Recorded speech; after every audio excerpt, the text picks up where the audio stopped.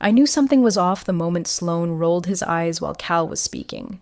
We were in the middle of reviewing a critical compliance envelope for an $80 million pitch, and Cal, calm, methodical Cal, was going over the risk matrix like he always did, line by line, no drama. The guy never rushed. He didn't care about flair or theatrics, but Sloan? He practically vibrated with disdain, tapping his pen like a teenager in detention. "No one reads policy documents, old man," he muttered loud enough for the room to hear. Cal didn't react, just clicked his trackpad, uploaded the signed compliance file with his credential, and sat back in his chair like he hadn't just been publicly slapped. That's the thing about Cal. He didn't need to raise his voice. His work was the voice. Every policy signed, every protocol reviewed. His name wasn't just ink, it was leverage. But Sloan didn't get that. He saw a quiet strategist in a sweater vest and assumed useless. And that assumption? It was about to cost him everything. It's wild how quickly people dismiss the boring ones. Cal wasn't flashy. He didn't grab beers after work or post LinkedIn selfies with clients. But behind every successful deal we'd landed in the last 3 years, his signature sat quietly on page 1, anchoring our credibility. I should have said something. But back then, I was just a junior legal analyst, still trying not to breathe too loud, still too green to question Sloan's shiny confidence. Cal gave me a look once during that meeting, just one, and I swear it said, "Don't worry, they always learn the hard way." By the way, quick interruption, but if you're still listening and haven't subscribed yet, this is your sign. Seriously, 97% of people watch and never hit that little button, and it means the world to the team when you do. A like helps more than you know. All right, back in. We didn't know it then, but Cal had just embedded his custodial key into the framework. It wasn't part of standard protocol. It was smarter, preemptive, because what Sloan had done in his little tantrum was push through a version of the pitch that trimmed unnecessary disclosures. He called it optimization. Cal called it malpractice, just not out loud. I remember watching him cross-check clauses in silence while the rest of us rehearsed our slide transitions. It was like watching someone build a bomb shelter while everyone else danced in the rain. That morning, while Sloan adjusted his cufflinks and practiced catchphrases in the mirror, Cal was validating encryption threads tied to policy attestations. While Sloan bragged about investor psychology, Cal was reading breach response clauses in the insurer's fine print, one of which required his signature on the framework to trigger coverage. And I swear, Cal knew, not just that Sloan was going to screw it up, but how. There was a moment, small, nothing flashy, when Cal double-checked his credential metadata and wrote something down in a plain black notebook. Not a planner, not a laptop, a notebook. He tapped the page once, closed it, and exhaled, like a man setting the last domino in a line no one else noticed.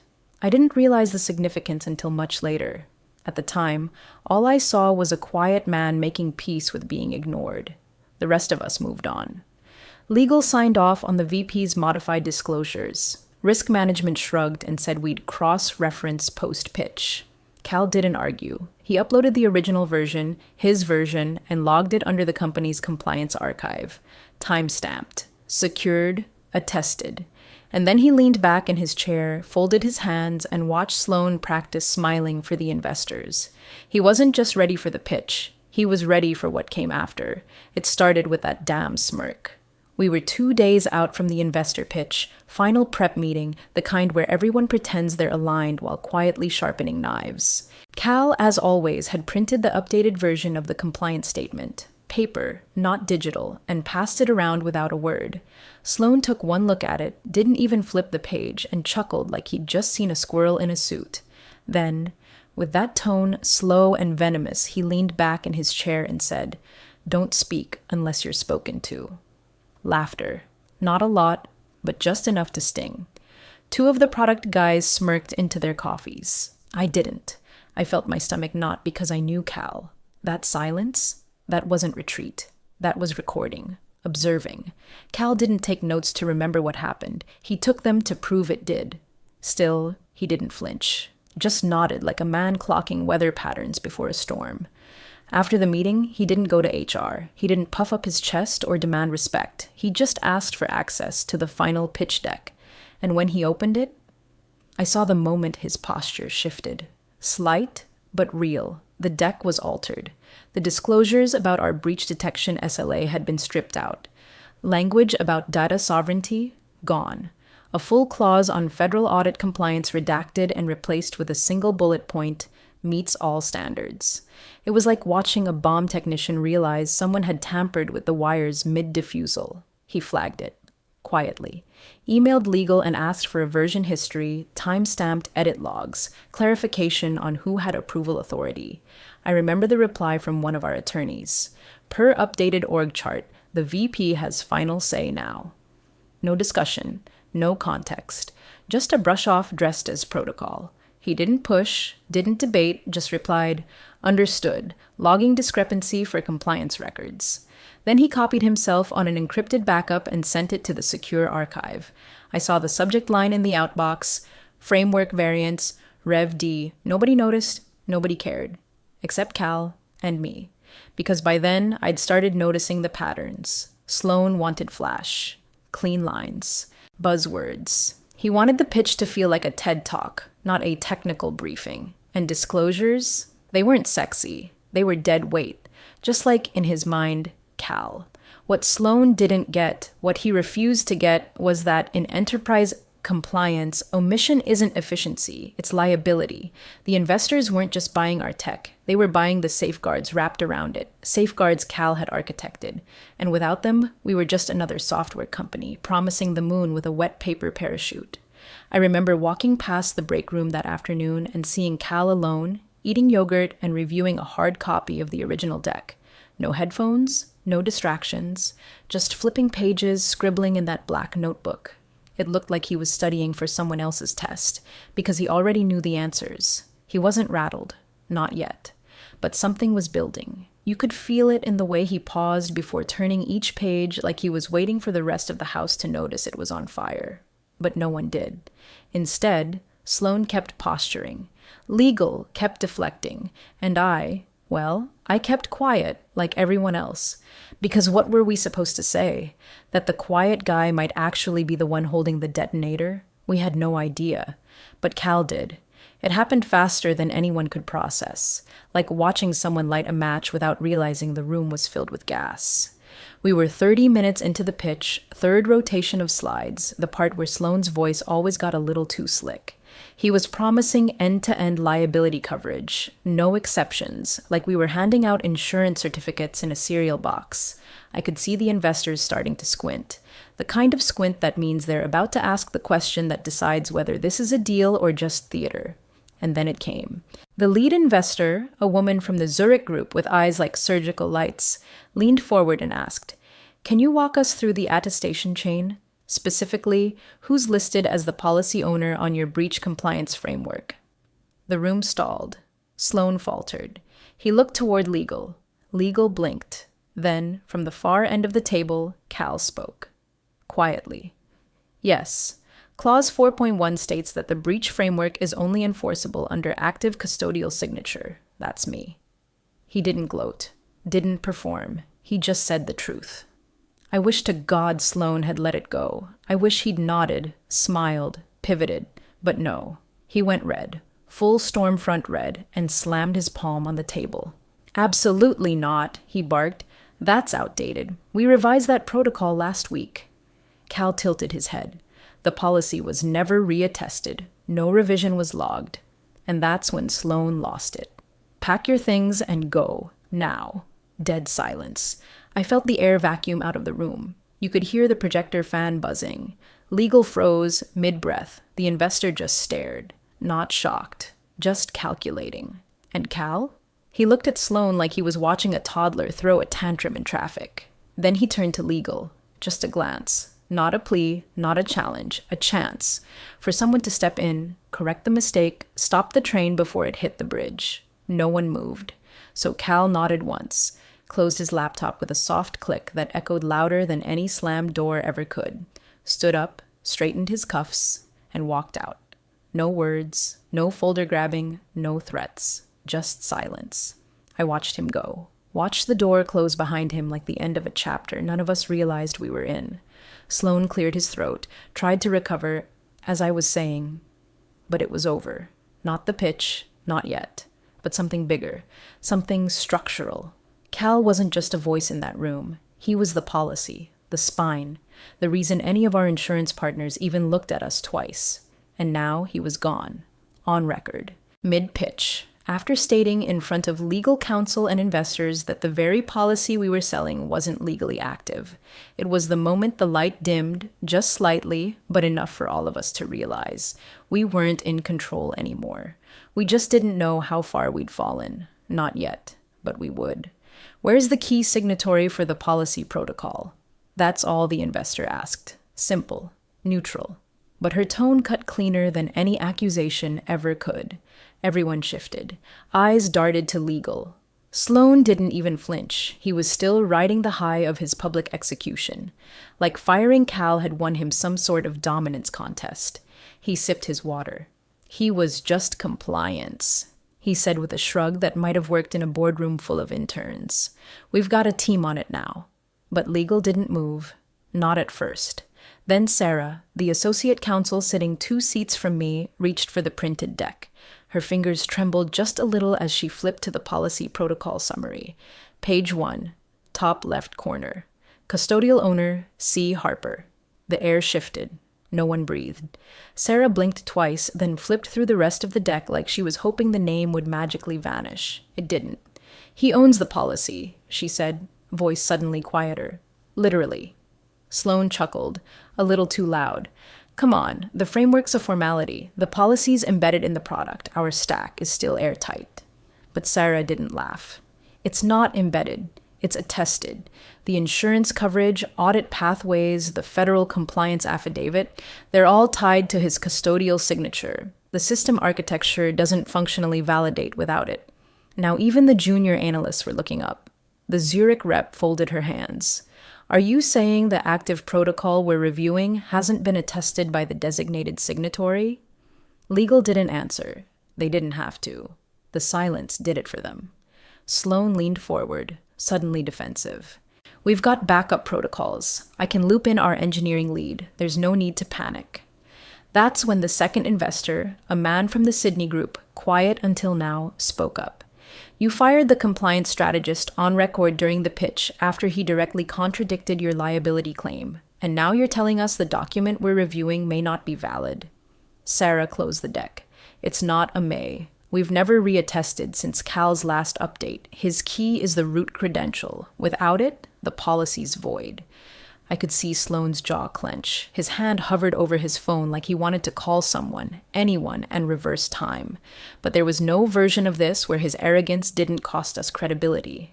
And somewhere, probably already back at his apartment, Cal knew. He knew the moment he walked out that this exact conversation would unfold. That someone would ask the one question Sloan couldn't bluff his way through. That legal would flip to page 1. That the name would still be there. And it was. He hadn't screamed, hadn't slammed a door. He'd left a signature, nothing more. But that signature, it was the floor we were standing on. And now it was gone. They tried to play it cool at first. The Zurich lead kept her voice even when she said, "Before we proceed, we'll need digital confirmation of the active attestation. Timestamp, credentials, hash chain, all of it. We've been burned before." And for a second, I could almost believe everything might smooth over. Almost. Sarah nodded, stood slowly, and walked to the control console. She didn't say anything dramatic, just pulled up the compliance verification system like she'd done it a dozen times before. Her fingers moved fast, familiar, confident, and then she stopped. She didn't speak. She just blinked at the screen. The room, already taut, went completely still. Sloan broke the silence. Something wrong? Still casual, like the world wasn't splintering under his feet. Sarah cleared her throat. "It's asking for the custodial key." "Use the default override," Sloan said, tapping his pen like that would solve it. "We've got admin credentials. Just bypass it." Sarah looked at him like he'd asked her to hotwire a plane mid-air. That's not how Cal built it. I remember that line so clearly. Not, "That's not how the system works." Not, "I can't do it." No. That's not how Cal built it, because it was his. Every compliance structure, every security attestation, every policy envelope, it wasn't just legally attributed to him. It was architected around him, with intentional bottlenecks, verification loops, fail-safes that required one thing, his encrypted key. Legal tried again. A different route this time. No luck. The system spit out the same message 3 times in a row. Custodial signature not detected, access denied. The Zurich investor leaned back in her chair, not angry, just done. You're running a protocol-dependent liability framework without a current signatory? Sarah didn't even answer. Her hands were still hovering over the keyboard like she was waiting for divine intervention. Sloane's tone changed. Get it in here, now. One of the assistants bolted out of the room like her life depended on it. 5 minutes later, our head of infrastructure, a guy named Rick who'd worked under Cal for 6 years, walked in. Still chewing a protein bar, still clueless. Sloane pointed to the screen. Override the key check. We need access to the attestation layer. Rick scanned the interface once, then again, then slowly stepped back. That's a hard lock. Cal's key has a multi-factor chain linked to the policy ledger. I can't override it without his biometric pair or revocation sequence. Sloane looked like he'd been punched in the throat. You're telling me there's no way to access the policy? Rick's face didn't change. I'm telling you Cal designed this to be tamper-proof. That's what you wanted, remember? And that's when it landed. Not for the rest of us. We'd already pieced it together. But for Sloane, the reality hit him full in the chest. The entire framework, the one we'd sold as airtight, investor-grade, bulletproof, was locked behind the one man he'd shoved out the door in front of a global investment team. The dread in that room didn't come in a scream. It didn't come in panic. It came in the quiet shift of power, when everyone looked around and realized the door wasn't just closed. It had been designed to stay that way. The call came at 7:46 p.m., exactly 2 hours after the pitch imploded. I was still in the office, pretending to work, while half the exec floor wandered around like survivors of a shipwreck. Sloane had disappeared. No one knew if he'd been fired or was just hiding under a desk somewhere. Legal was triaging investors, and our CTO had gone outside to scream into his Tesla. That's when I saw Sarah, our general counsel, slip into the glass conference room and close the door behind her with a soft click. She didn't even turn the lights on, just stood there, staring at her phone like it might bite her. She called Cal. I couldn't hear the words, but I didn't have to. I saw it in her face, tight, rehearsed, desperate. She was trying to lead with charm, soften the ask, as if Cal had just stepped away for a dentist appointment, not been publicly humiliated in a room full of international investors. I found out later what he said. She started with, "Hey, Cal, how are you?" He replied, "Is this a personal call or a company matter?" She hesitated. "Can we have a conversation?" Cal didn't bite. He didn't ask how things were going, didn't ask if they missed him. Just said, "Do you need the protocol reattested?" Silence on her end. Then, finally, "Yes. The investors won't proceed without it. Sloane said you could—" He did? That's what he asked. Not bitter, just curious. Like a man flipping through a case study of his own life, wondering how the characters managed to be so predictably stupid. She tried to recover. "Look, Cal, the deal's on hold. We need the framework validated by Monday. You're still the registered owner of the compliance protocol. Nobody else can—" Cal cut in. "I'm aware of what I own." More silence. Then she asked carefully, "Would you be open to coming in, just to reactivate it, for continuity?" He didn't say no, but he didn't say yes. He laid out terms. Cal didn't bluff, didn't rant. He just recited what was already in motion, like reading off a checklist. 1. Indemnity. Full legal protection against any claims arising from the modified deck or subsequent misrepresentation. Sarah said, "We can draft." 2. Consulting status. I don't return as staff. I invoice at partner rate and I retain authorship rights over all compliance structures going forward. That's reasonable, she said slowly. 3. He continued without pause. Sloane's removal. Not a reprimand, not a suspension. He doesn't stay in the building. There was a beat. Then she whispered, "That might be difficult." "If he's still on payroll, I'm unavailable," Cal said, flat. "My signature requires integrity. His presence nullifies that." Sarah didn't respond, but she didn't hang up either. She knew. They'd underestimated the quiet guy in the sweater vest, the man who never interrupted, the one they thought could be dismissed with a single line. But Cal hadn't been waiting to be noticed. He'd been building something. And now, they weren't just asking for help. They were negotiating with the man who held the key to their survival. He didn't raise his voice. He didn't have to. It was like watching a room hold its breath for 30 minutes straight. The board reconvened the next morning, 8:00 a.m. sharp. No bagels, no banter, no Sloan. His name was still on the agenda printout, but someone had drawn a thick line through it in pen. Permanent. Like a tombstone with the wrong date crossed out. The atmosphere had shifted. Less courtroom, more triage. Nobody wanted to speak first. Even the Zurich lead, who normally carried herself like a closing bell on Wall Street, sat with arms folded, lips pressed so tight they could have sliced glass. The pitch materials sat in silence, projected but blank, like a stage missing its lead actor. And then the door opened. Cal walked in without ceremony. No badge, no blazer. Just a gray sweater over a white button-up, the same outfit he wore the day he was fired. But this time, when he stepped up to the table, Legal stood. Not out of panic, out of respect. The chair cleared his throat. "Let the record reflect the reintroduction of C. Harper," he said almost sheepishly. "Chief Policy Architect, external consultant." Nobody clapped. This wasn't that kind of moment. It was quieter than that. He nodded once in acknowledgement, set his leather folio on the table, and opened it with a kind of mechanical calm. No rustling, no drama. Just precision. He pulled out a small encrypted drive and plugged it into the presentation system. The screen flickered, then lit up with something we hadn't seen since the beginning of the pitch cycle, a full compliance tree, green across every branch. The attestation hash and verified instantly, time-stamped to within the hour. His signature appeared at the base, clear as a sunrise. The Zurich lid leaned forward. "This is real-time validation?" Cal answered without looking at her. "This is the original framework, updated with investor-specific clauses and reattested under sovereign key, independent of product stack, built to be air-gapped for integrity."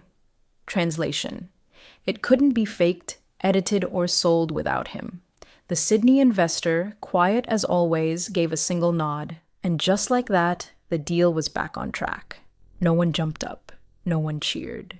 But I saw the shift. The tension in Legal's shoulders finally dropping, the head of finance exhaling like he'd been underwater since Thursday. The pitch continued, this time with facts, not flair. Sloane's glimmering promises were replaced by bulletproof clauses and calibrated thresholds. And the investors? They leaned in, not because they were charmed, but because they finally believed what they were seeing. Cal didn't gloat, didn't even smirk. When it ended, the board chair turned to Legal and asked quietly, "Was that always necessary?" Sarah didn't blink. "Yes, we just never asked." And that was it. No fanfare, no apology tour, just the truth. Cold, undeniable, and long overdue. Cal unplugged his drive, tucked it away, and for the first time since he'd been erased from the room, every person there made sure not to look away. The official notice hit inboxes at 9:12 a.m. Richard Sloane has been separated from the company effective immediately for cause. No thank you, no best wishes on future endeavors. Just cold language framed in legal armor. What followed wasn't a whisper campaign. It was a landslide. The internal memo came next, circulated by Legal, signed by the chair. Title: Reinforcement of Custodial Frameworks in Investor Materials. Buried beneath the jargon was a sentence that made half the executive team flinch. All future attestations must include clear authorship, custodial ownership, and timestamp validation, cross-referenced in every board-level deck and legal packet. No exceptions. Translation: No more hiding the foundation under someone else's branding. No more repackaging Cal's work with prettier fonts and bolder promises. Every line, every layer, every risk-managed clause had to come with a name. And now, everyone in that building knew whose name actually mattered. As for Sloane, his golden parachute evaporated. Legal confirmed his misconduct had violated two key clauses in his executive contract: unauthorized modification of investor materials and termination of a designated signatory without compliance review. That second one? Cal had written it. Years ago. Nobody paid attention back then. Now it was the trap door that sent Sloan plummeting, and when the board tried to fix it the old way, quietly, internally without headlines, they reached for Cal again, offered him a full reinstatement. Bigger title, triple comp package, staff of 10, a new corner office with whatever view he wanted. He said no, not dramatically, not out of spite, just no. I don't work for silence anymore, he said during the call. I work by agreement. And that wasn't just about contracts. That was a philosophy. Cal had always been the man behind the curtain, the quiet brain they leaned on in crisis but ignored during the calm. They thought discretion meant obedience. They thought calm meant weakness. But what they missed, what Sloan never understood, is that Cal's silence had never been submission. It had been strategy. He wasn't the man they could summon in emergencies and then erase from the credits. Not anymore. They had forced him into visibility, and now they'd have to live with the cost. He didn't rage, didn't leak to the press, didn't burn the place down. He just declined. On the record. With terms. He would consult, on retainer, on his timeline, on his contracts, because he didn't need their office. He didn't need their badge. He had something they could never replicate, a legacy built into the code of the company itself. And now, finally, that legacy had a name. The launch came quietly. No rooftop champagne, no overhyped press releases. Just a subtle update to the company site one Monday morning. A new division, specializing in secure enterprise compliance, backed by a refined framework certified for federal and international standards. The buzzword brigade had been dialed back, the pitch deck simplified, but buried in the footer of every downloadable policy packet, printed in clean serif font, sat one line. Certified by custodial architect C. Harper, not consultant, not contractor, custodial architect. A title no one had ever held before, and one that no one dared to hold again.